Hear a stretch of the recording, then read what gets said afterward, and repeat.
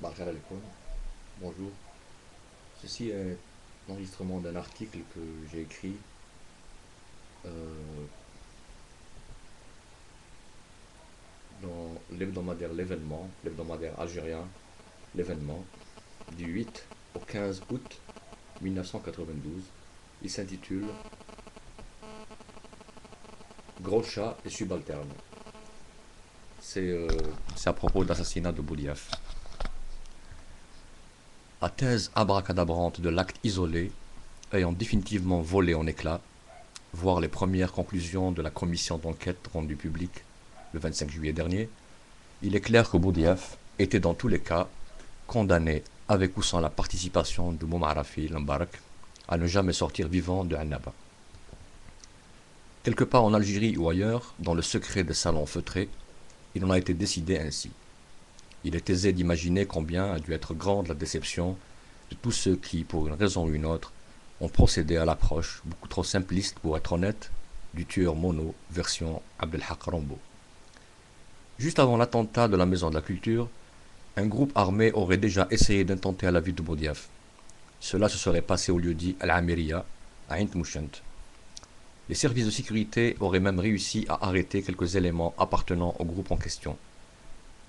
Bien que cette information n'ait pas été démentie, personne n'a encore jugé utile de donner des éclaircissements au sujet de cette sombre affaire. D'autre part, l'ambulance qui a transporté Boudiaf de la Maison de la Culture à l'hôpital de Annaba aurait essuyé des tirs dont l'origine reste à déterminer.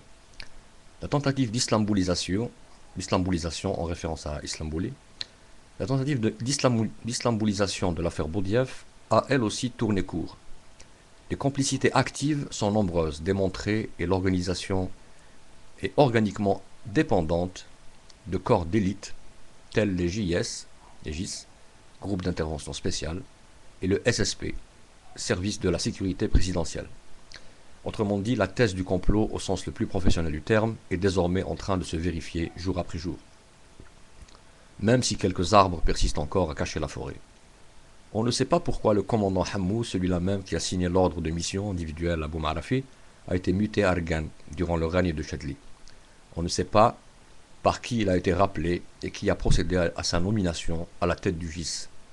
On ne sait pas qui a ordonné au commandant Hammou d'imposer Boumarafi au détachement GIS présent à Annaba, et ce contre l'avis même du lieutenant Torki, chef de ce détachement. Le rapport de la commission d'enquête révèle par ailleurs que l'ultime décision concernant l'intégration du GIS au dispositif de sécurité présidentielle émane du commandant du DRS, département du renseignement et de la sécurité, dont l'ancêtre n'est autre que la fameuse SM, sécurité militaire. Dans cette atmosphère viciée, les déclarations d'un officier anonyme, publiées par la presse nationale bien avant le 25 juillet, paraissent pour le moins étranges. L'officier en question s'interroge sur, je cite, le sens et la philosophie de nouvelles restructurations des services de sécurité. Fin de citation. Il met aussi, je cite, en garde contre les risques d'une lessive généralisée ne réglant pas les problèmes de l'Algérie. Fin de citation. C'est dire combien le système reste opaque. C'est dire combien le système reste opaque. Les plus grands dangers sont à venir si l'on ne se décide pas vraiment à mettre une fois pour toutes l'intérêt de l'Algérie au-dessus de tout. Il faut absolument appeler un chat, surtout quand c'est un gâte. Le sous-lieutenant Boumarafi est tout simplement subalterne, un auteur matériel. De toute façon, il faut savoir qu'il n'y a jamais eu de pénurie d'auteurs matériels. Boumarafi Mbarak n'est pas, pour autant, n'importe qui. Le fait qu'il ait été choisi pour l'ultime mission prouve que ses commanditaires ont passé au crible tout ce qui le touche de près ou de loin. Son portrait psychologique a dû être étudié au microscope. Si l'on ignore la formation exacte, études supérieures de sécurité militaire, qu'il a eue au sortir de l'école des cadets de la Révolution, dissoute, on sait par contre qu'il a suivi un stage en Italie, quand et où. Récemment encore, il a effectué des stages en Jordanie et en Syrie, où il aurait décroché 2 médailles, l'une en karaté, l'autre au tir. On ne peut donc supposer le sous-lieutenant Boumarafi d'être un sot. L'on devinera alors que ce n'est sûrement pas par hasard qu'il se soit rendu au service de police, histoire de mettre ses idées en ordre et d'éviter sur le coup de connaître le même sort que Lee Harvey Oswald. Mais à l'inverse de Nechayev, nihiliste russe, qui pour arriver à arracher l'appui de Bakounine, alors exilé en Suisse, inventa de toutes pièces une puissante organisation qu'il prétendit être établie en Russie. Boumarafi n'aura rien inventé, tant la réalité est d'une évidence aussi éclatante que le soleil d'août.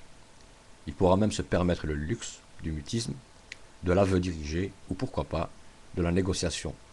Nechayev, lui, était seul. Il périt dans les jours du tsar, son organisation était fictive. Mais à présent que les dés de la vérité semblent être jetés, il faudra bien aller jusqu'au bout. C'est seulement à ce prix-là, sans doute, que les sans-voix réapprendront l'espoir. Parce qu'il ne s'agira plus dès lors de répéter sans cesse et en vain « Ouvrez les prisons, ou prouvez votre vertu, ou entrez dans les prisons ». Comme ça, je vais vous proposer un autre petit article. Celui-là a été publié par l'événement, toujours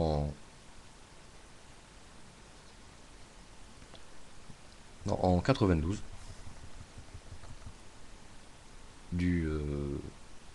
l'événement numéro 90 du 10 octobre 92. Il s'intitule « Sur les traces de la barbarie annoncée ». Les premiers effets de stupéfaction passés, la vague de violence qui a tragiquement secoué Alger ce mercredi 27 août 1992 nous interpelle avec insistance au sujet de la complexité de la situation sécuritaire de notre pays. Il est cependant clair que l'horrible attentat à la bombe perpétré contre de paisibles citoyens à l'aéroport Ouali Boumedienne, 9 à 12 morts, 109 blessés, et celui de l'agence Air France, Place Mauritania, ont été orchestrés par les mêmes commanditaires. À l'heure de toutes les confusions, les enquêteurs sauront-ils trouver les véritables responsables de cet acte de barbarie caractérisé? L'attentat du hall de l'aéroport est, dans sa logique, aussi absurde qu'aurait été l'explosion d'un bus bondé. Mais à qui peut bien profiter ce massacre, et à qui peut-il nuire?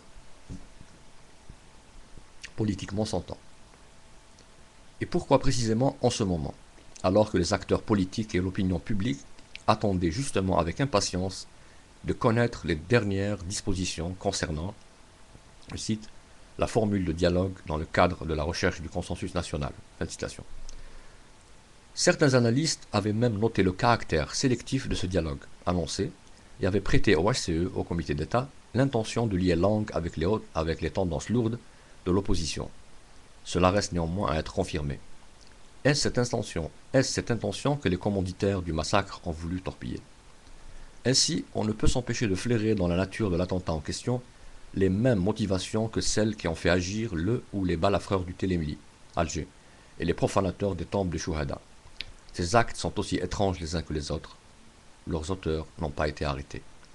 Et si jamais les commanditaires du massacre du Mercredi Noir et ceux de l'assassinat de Boudiaf s'avéraient être les mêmes, cela n'étonnerait personne. À force de toujours considérer les hommes comme de vulgaires pions dans un gigantesque jeu d'échecs, ceux qui se croient éternellement au-dessus de tout finiront bien par être démasqués un jour, et alors, échec et mat. Là, j'ai rajouté un post-scriptum par la suite. PS, post-scriptum. Quelques mois après la parution de cet article, une nouvelle forme d'attentat à la bombe a commencé à secouer Alger. L'explosion des bus bondés de monde était devenue une réalité quotidienne.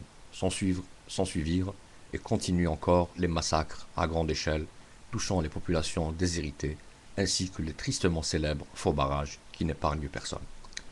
À la prochaine.